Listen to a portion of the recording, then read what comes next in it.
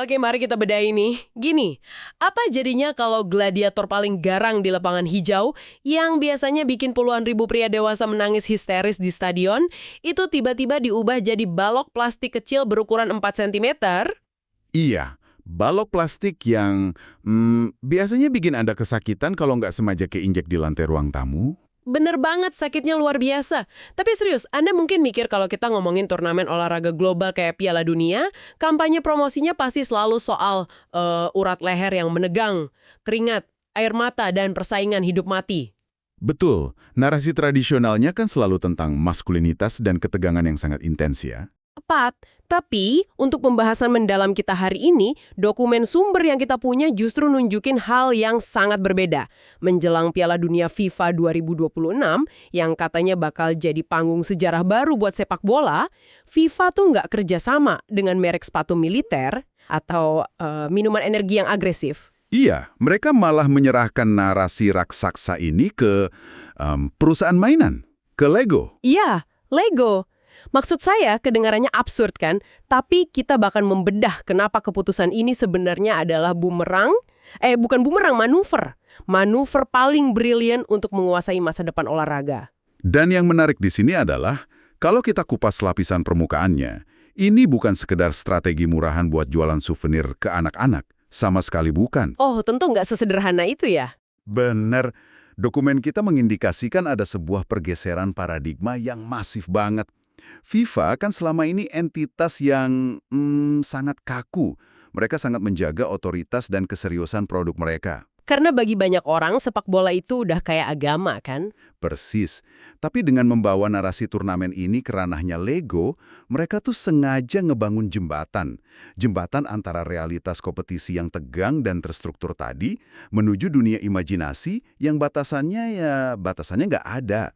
Jadi aturan-aturan kaku itu dihilangkan ya? Betul.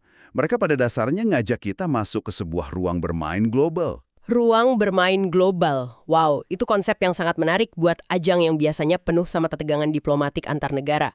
Dan tentu aja, setiap ruang bermain itu butuh karakter dong buat dimainin. Nah, disinilah materi kita menyoroti nama-nama spesifik yang dipilih untuk memotori proyek ini. Iya, mereka nggak milih sembarang pemain kan? Ada Lionel Messi, Cristiano Ronaldo, lalu ada Kylian Mbappe, dan Vinicius Junior. Dan pemilihan 4 wajah ini jelas bukan kebetulan semata. Ini bukan cuma soal ngelihat siapa yang followers Instagramnya paling banyak.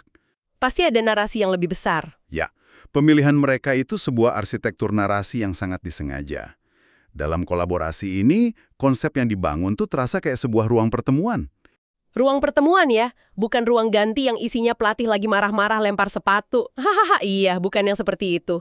Ini ruang di mana pemain dari era yang beda banget bisa duduk santai bareng sebelum pertarungan yang sesungguhnya mulai. Kayak momen crossover di buku komik superhero, nggak sih? Nah, analogi yang bagus. Gimana tuh maksudnya? Gini, bayangin aja kayak sebuah ruang ganti kosmis, di mana pahlawan veteran yang udah mau pensiun, mereka lagi duduk minum kopi, terus nyerahin tongkat estafet ke pahlawan muda. Tepat sebelum pertempuran terbesar abad ini dimulai. Sangat tepat. Kehadiran Lionel Messi misalnya, dia kan selalu diidentikan dengan kejeniusan murni yang seringkali melampaui logika taktik pelatih manapun. Benar, magis banget permainannya. Menempatkan Messi dalam cerita ini tuh kayak merepresentasikan sebuah era emas yang perlahan udah mencapai garis akhirnya.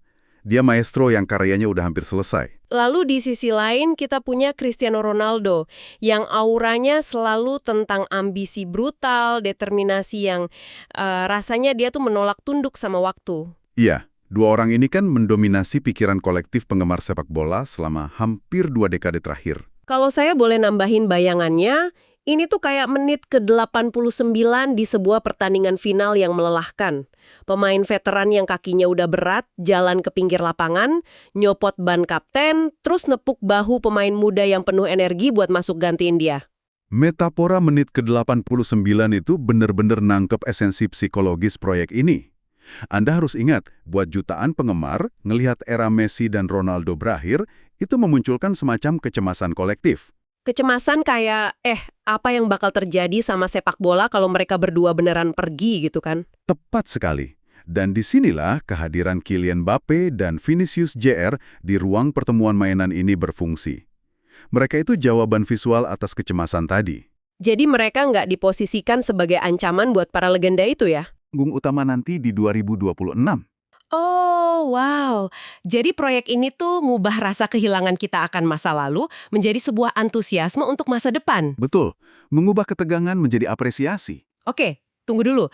Saya mau bersikap agak kritis di sini. Silakan. Saya paham soal transisi generasi ini. Sangat emosional. Tapi, bukankah mengubah atlet yang sangat kompetitif, yang berlatih kayak mesin militer tiap hari, menjadi karakter mainan yang lucu, bukankah itu malah membunuh wibawa mereka? Menurunkan prestise Piala Dunia itu sendiri maksud Anda? Iya, maksud saya, Piala Dunia kan panggung tempat harga diri sebuah bangsa dipertaruhkan. Kenapa FIFA mau ngambil resiko ngereduksi keseriusan ini jadi sekedar balok plastik? Jika kita hubungkan ini dengan gambaran besarnya, mengubah wujud mereka jadi mainan tuh bukan buat ngilangin keseriusan. Tapi ini soal melucuti dinding sinisme dari audiens modern. Melucuti sinisme. Maksudnya gimana tuh? Gini, audiens masa kini, terutama generasi muda, mereka tuh udah sangat kebal. Seringkali mereka sinis banget sama kampanye promosi korporat yang terlalu serius atau terlalu mendikte. Oh, yang pesannya kayak, Anda harus nonton ini karena ini penting gitu ya? Iya, persis. Dengan pakai pendekatan khas Lego yang ringan, penuh warna, FIFA justru menurunkan pertahanan audiens itu. Mereka nggak lagi menceramahi penggemar. Mereka ngemas ceritanya biar lebih gampang dicerna ya? Betul. Dan lebih dari itu, mereka menyerahkan otoritasnya. Di lapangan hijau yang asli kan ada aturan ketat, ada wasit yang menghukum, ada batasan fisik yang nggak bisa dilanggar. Sementara di dunia Lego, Di dunia Lego, otoritas absolut FIFA itu dibongkar abis, imajinasi yang ngambil alih. saya mulai nangkap arah pemikiran Anda. Jadi alih-alih maksa audiens buat tunduk pada kebesaran seorang Messi, FIFA justru ngasih karakter dewa sepak bola ini langsung ke tangan penggemar. Tepat. Ini langkah pembongkaran otoritas yang jarang banget berani dilakuin sama merek olahraga raksasa. Supaya bisa dihidupkan kembali sesuka hati mereka, Ya, sepak bola berubah dari sesuatu yang cuma bisa diamati dari jauh, jadi sesuatu yang bisa disentuh, dibongkar pasang, dan dimiliki secara personal. dimiliki secara personal. Nah, ini poin yang krusial banget menurut saya. Saya jadi kepikiran soal tactile engagement atau sensasi sentuhan. Gimana tuh maksudnya? Gini, sepak bola biasanya kan ngasih pengalaman yang berjarak. Anda sebagai penonton duduk di sofa rumah Anda di Jakarta, sementara pemainnya ada di stadion yang jaraknya ribuan kilometer dari Anda. Betul, batas fisiknya kerasa banget. Iya, Anda cuma bisa teriak-teriak ke arah layar TV.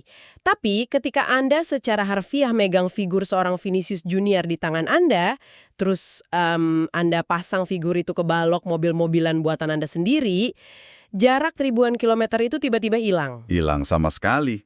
Pengalaman menonton yang